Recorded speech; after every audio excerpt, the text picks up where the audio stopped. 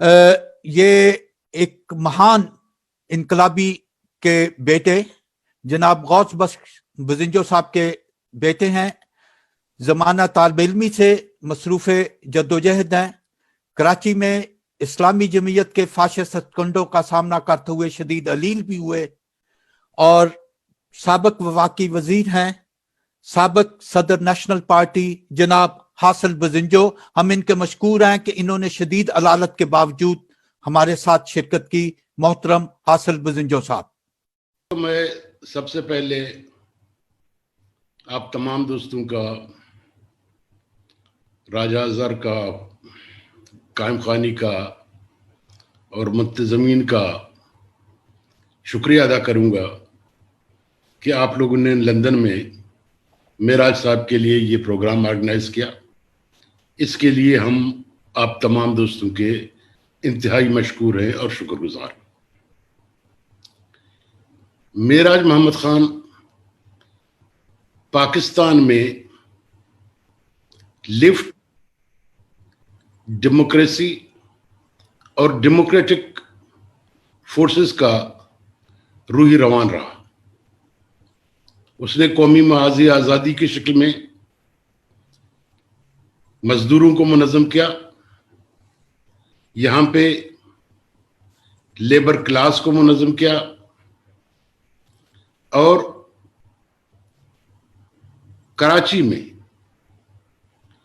جو مزدوروں کی تحریک ان نے سب سے زیادہ زور پکڑا، ان میں ہمارے مشہور مزدور لیڈروں کے علاوہ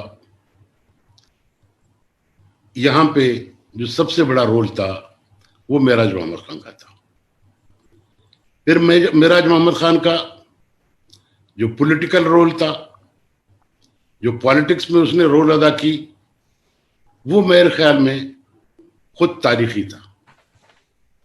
خود معراج محمد خان کا بلوچستان کے ساتھ، بلوچستان کی لیڈرشپ کے ساتھ اپنا ایک انتہائی قریبی تعلق رہا. میرے تو وہ لیڈر بھی تھے، ہم اس سے ملتے بھی تھے، بحث بھی کرتے تھے اور ہماری لڑائی بھی ہوئی تھی. ایک دفعہ اتفاق سے ہماری لڑائی ہوئی اور وہ لڑائی صحیح تھی. اس لڑائی میں ہم صحیح تھے اور معراج صاحب غلط تھے. جب معراج محمد خان صاحب یہ تحریک انصاف جوائن کر رہے تھے تو ہم بہت ناراض ہوئے اس سے. ہم نے کہا یہ آپ کی جگہ نہیں ہے، ان لوگوں کے پاس آپ نہ جائیں. خیر وہ گئے اور وہاں سے پھر اس نے اپنی جان چھڑائی. لیکن معراج محمد خان کے ساتھ آخری وقت میں ہم ایک کوشش میں لگے رہے کہ کسی طرح ہم لفٹ کی جتنی چھوٹی چھوٹی گروپس ہیں، چھوٹی چھوٹی جماعتیں ہیں، ہم اس کو کسی طرح آرگنائز کر لیں، ہم ان کو اکٹھا کر لیں تاکہ لفٹ کا کوئی نیو سینس ویلیو تو بن جائے جو اب نہیں ہے. اب معراج محمد خان کے بعد اس کو ایک بہت بڑا دھچکا لگا. ظاہر ہے معراج محمد خان ایک بہت بڑا نام تھا، اس پہ بہت بڑا ٹرسٹ تھا لوگوں کا. اس کے جانے کے بعد ہمیں اور مشکلات آ رہی ہیں. میں آپ تمام دوستوں کو جو یہاں سن رہے ہیں، بات کر رہے ہیں، تو آپ لوگوں سے گزارش یہی ہے کہ جب تک ہم لفٹ کو جتنے پیمانے پہ، ہم کوئی بڑا نہیں بنا سکتے، مگر تھوڑا سا بھی ہمیں محنت کرنی پڑے گی کہ ہم لفٹ کو دوبارہ آرگنائز کریں. اگر معراج محمد خان کا ہم ڈے مناتے ہیں، اگر معراج محمد خان کا ہم دن مناتے ہیں، تو ہمارا ایک ہی میسج ہونا چاہیے کہ ہمیں آگے جا کے لفٹ کو اکٹھا کرنا پڑے گا. آج اس ملک میں عملی طور پہ ماشاء اللہ ہے، یہاں کوئی جمہوریت نہیں ہے. میں سینٹ کا ممبر ہوں، میں خود سینٹ کا ممبر ہوں. یہاں پارلیمنٹ چل رہی ہے، یہاں تمام اخبارات اور میڈیا چل رہا ہے، ہمارے کورٹس چل رہے ہیں، مگر ہم ایک خاموش ماشاء اللہ کے شکار ہیں. ہم ماشاء اللہ کے اندر زندہ ہیں.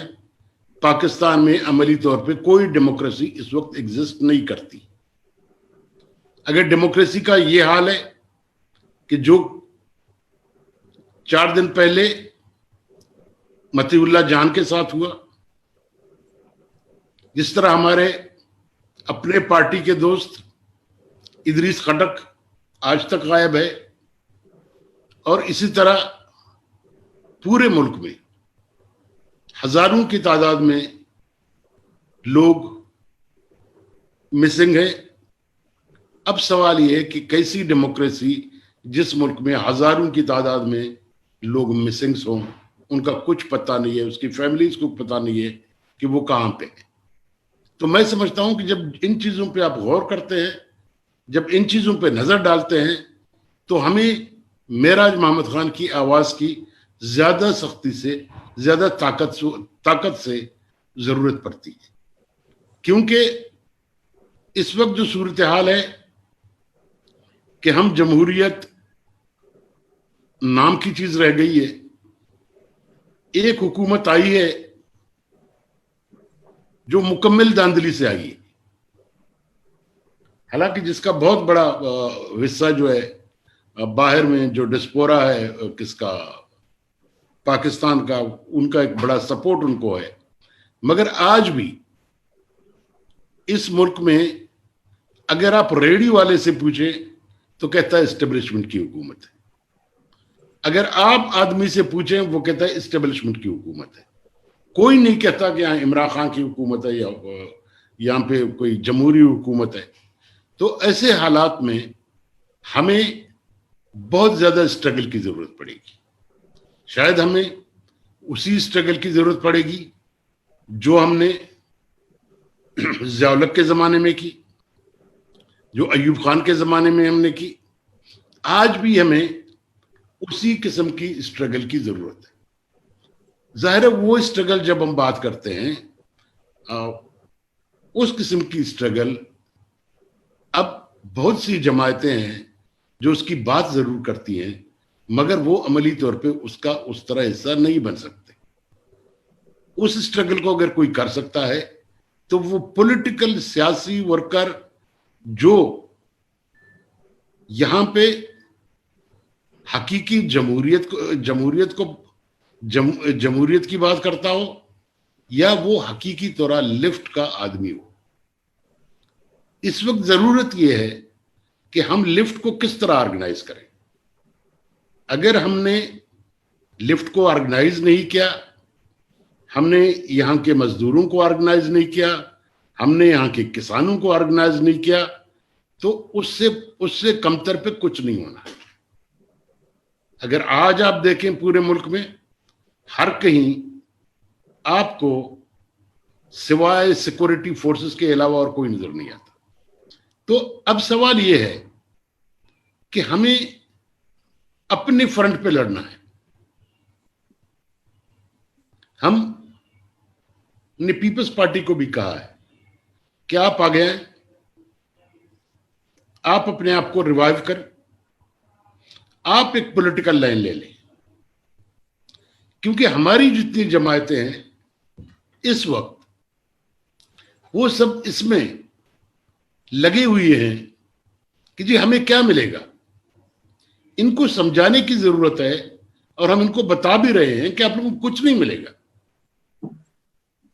کیونکہ آپ لوگ جب تک عوام کی بات نہیں کرو گے، آپ یہاں پہ کچلے اور پسے ہوئے طبقات کی بات نہیں کرو گے، آپ یہاں پہ جمہوریت کی بات نہیں کرو گے، اس طرح کمپرومائز سے آپ کو کچھ نہیں ملتا۔ نہ پہلے آپ کو کچھ ملا ہے، نہ آگے آپ کو کچھ ملے گا۔ ضرورت یہ ہے کہ ہم ان فورسز کو اکٹھا کریں جو اس ملک میں حقیقی جمہوری سوچ رکھنے والی جماعتیں ہوں، ایسی جماعتیں جو واقعی میں چاہتی ہیں کہ اس ملک میں ڈیموکریسی ہو۔ اس ملک میں سب سے بڑی مشکل جو ہے یہ ہے کہ اس میں ڈیموکریسی ہی نہیں ہے، جمہوریت ہی نہیں ہے۔ جمہوریت کا فیصلہ کرنے والا ہم نہیں ہیں، فیصلہ کرنے والا کوئی اور ہے۔ الیکشن ہم کر لیتے ہیں، حکومتیں دوسرے کی بنتی ہیں. جب تک ہماری بنائی ہوئی حکومت عوام کے ووٹوں سے بنائی حکومت نہیں بنتی، اس وقت تک اس ملک میں کوئی تبدیلی نہیں آنی. اور دوسری بات کہ ہمیں اس ملک میں جب تک جاگیرداری ایک ایسی وبا ہے، ایک ایسی نحوست ہے کہ اس سے جب تک آپ اس ملک کو آزاد نہیں کریں گے، اس ملک میں کوئی ترقی نہیں ہو سکتی. آج آپ اندازہ لگائیں کہ اس وقت اگر آپ ڈیفنس کو اور قرضوں کی ادائیگی کو نکال کے آپ کا جب بجٹ جو ہے وہ 0% پہ چلا گیا ہے. آج پرومسز کو جو کچھ ملنا تھا اس میں 50% کٹوتی آ گئی. اس کا مطلب ہے کہ پرومسز میں کوئی ڈیولپمنٹ نہیں ہونی والی. اور ایسے حالات میں جب یہ صورتحال ہے کہ آپ تمام چیزوں کو سیکورٹی پہ لگا دیتے ہیں تو پھر نارمل حالات میں کیا ہوں گے؟ دیکھیں سیدھی بات ہے، دو چیزیں بنیادی طور پہ اس ملک کو مشکلات میں ڈال دے. سب سے بڑا مشکل جو ہے وہ ہے سیکورٹی سٹیٹ کا.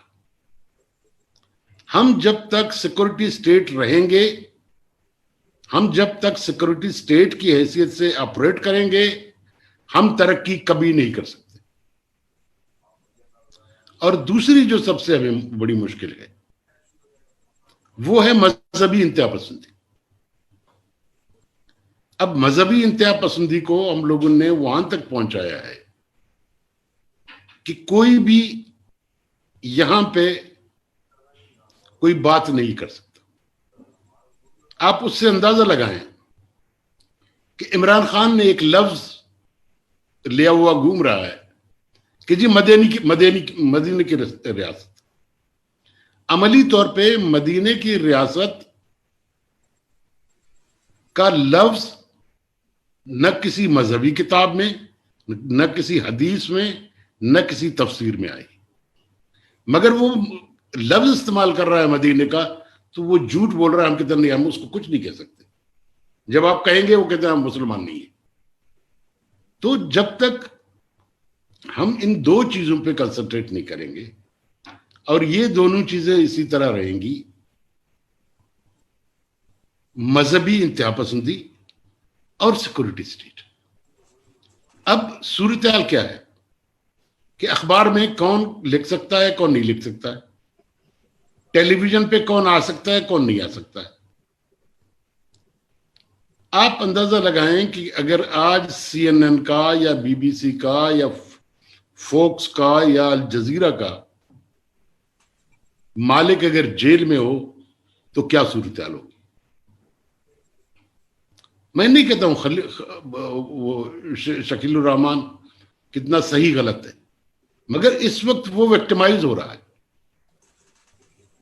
اس وقت اس کو وکٹمائز کیا جا رہا ہے. کیوں؟ وہ غریب ہر بات مان گیا، مگر پھر بھی ایک آدھ بار جب وہ جیو یا جنگ ایک کالم لکھ دیتے ہیں تو اس کی سزا اس کو مل رہی. جب جس ملک میں پاکستان کے سب سے پرانے میڈیا جنگ اخبار کے مالک کا یہ حال ہوگا، سب سے بڑے میڈیا کا یہ حال ہوگا، تو آپ مجھے بتائیں کہ ایسی صورتحال میں پاکستان میں جمہوریت کو آپ کیسے جمہوری حکومت کہیں گے؟ آج بار بار ہر 2 مہینے بعد ایک اسٹیٹمنٹ آتی ہے سیکورٹی ایجنسیز کی طرف کہ جی ہم اور یہ حکومت ایک پیج پہ. کیا مانیں بھئی؟ آپ کیوں ایک پیج پہ؟ آپ کو تو ہمارے پیج پہ ہونا ہی نہیں چاہیے. آپ ایک ادارہ ہیں، اپنا ادارہ چلائیں، اپنا کام چلائیں. آپ یہ کیوں کہتے ہیں کہ میں آپ اس حکومت کا یہ ادارہ حکومت کا حصہ ہے؟ یہ ویسے حصہ ہے، یہ اس کا سبارڈینیٹ حصہ ہے. مگر نہیں، وہ امپریشن یہ نہیں ہے کہ ہم ایک پیج پہ ہیں، یعنی یہ ہماری حکومت ہے. باقاعدہ آپ لوگوں کو بتا رہے ہیں کہ یہ حکومت ہماری حکومت ہے. تو مجھے آپ یہ بتائیں کہ ایسے ملک میں جہاں سیکورٹی ایجنسیز یہ کہہ رہے ہوں کہ یہاں پہ ہماری حکومت ہے اور وہاں پہ جمہوریت بھی موجود ہے، تو وہ کیسی جمہوریت ہوگی؟ آج ہمارا تمام سویلین اداروں کو آپ لے لیں، ایک ایک کا نام لے لیں، اس پہ سب سیکورٹی اداروں کے لوگ بیٹھے ہوئے.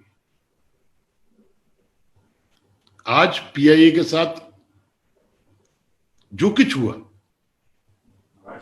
اس کی وجہ یہ تھی کہ یہاں پہ آپ کا جو سول ایویشن کا ہیڈ تھا وہ پروفیشنل نہیں تھا.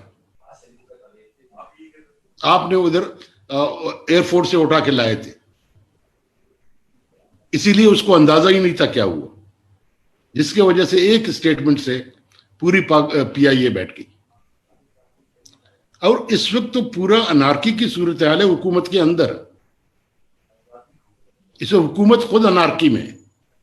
تو میری گزارش یہ ہے کہ آج ہمیں معراج محمد خان کی، اس کے نظریات کی، اس کی سوچ کی آج ہمیں بہت زیادہ ضرورت ہے. آج یہ جو 88 امینڈمنٹ پاس ہوا، میں سمجھتا ہوں یہ ان لوگوں کی جدوجہد تھی، چاہے معراج محمد خان ہو، چاہے ہمارے دوسرے لیفٹ کے لیڈر ہوں.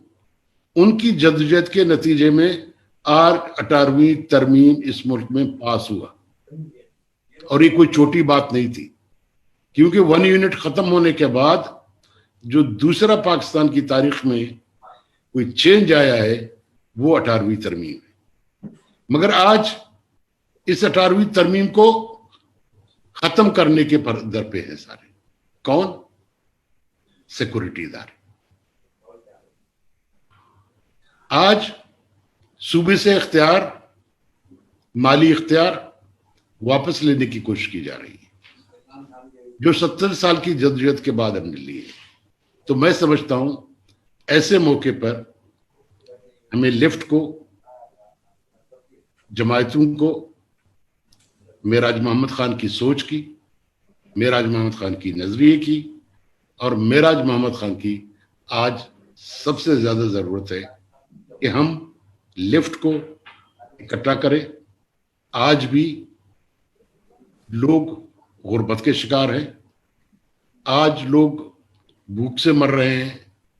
ان کی نمائندگی کوئی کر سکتا ہے، ایک نظریہ کر سکتا ہے. وہ نظریہ جو ہے وہ صرف اور صرف سوشلزم ہو سکتی ہے، دوسرا نہیں ہو سکتا. Thank you very much.